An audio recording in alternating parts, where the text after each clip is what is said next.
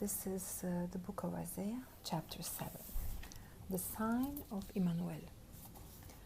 When Ahaz, son of Jotham, the son of Uzziah, was king of Judah, King Rezin of Aram and Pekah, son of Remaliah, king of Israel, marched up to fight against Jerusalem, but they could not overpower it. Now the house of David was told, Aram has allied itself with Ephraim. So the hearts of Ahaz and his people were shaken, as the trees of the forest are shaken by the wind. Then the Lord said to Isaiah, Go out, you and your son, Shear-Jashub, to meet Ahaz at the end of the aqueduct of the upper pool, on the road to the launderer's field. Say to him, Be careful, keep calm, and don't be afraid. Do not lose heart because of these two smoldering stubs of firewood, because of the fierce anger of Rezin and Aram, and of the son of Remaliah. Aram, Ephraim, and Remaliah's son have plotted your ruin, saying, Let us invade Judah, let us tear it apart and divide it among ourselves, and make the son of Tabeel king over it. Yet this is what the sovereign Lord says. It will not take place. It will not happen, for the head of Aram is at Damascus, and the head of Damascus is only Rezin. Within 65 years, Ephraim will be too shattered to be a people. The head of Ephraim is Samaria, and the head of Samaria is only Remaliah's son. If you do not stand firm in your faith, you will not stand at all.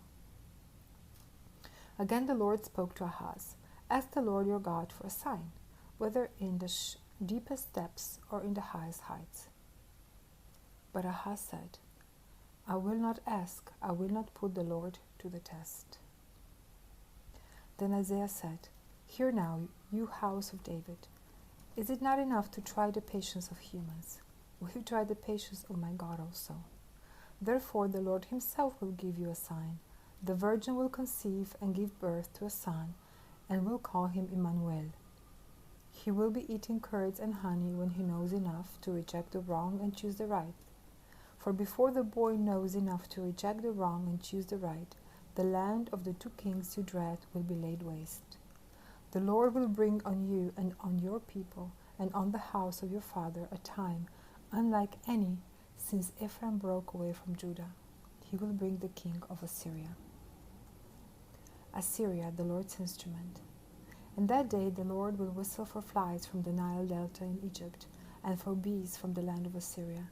They will all come and settle in the steep ravines and in the crevices in the rocks, on all the thorn bushes, and at all the water holes.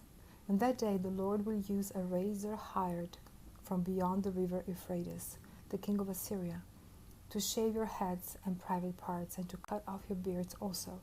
In that day a person will keep alive a young cow and 2 goats, and because of the abundance of the milk they give, there will be curds to eat.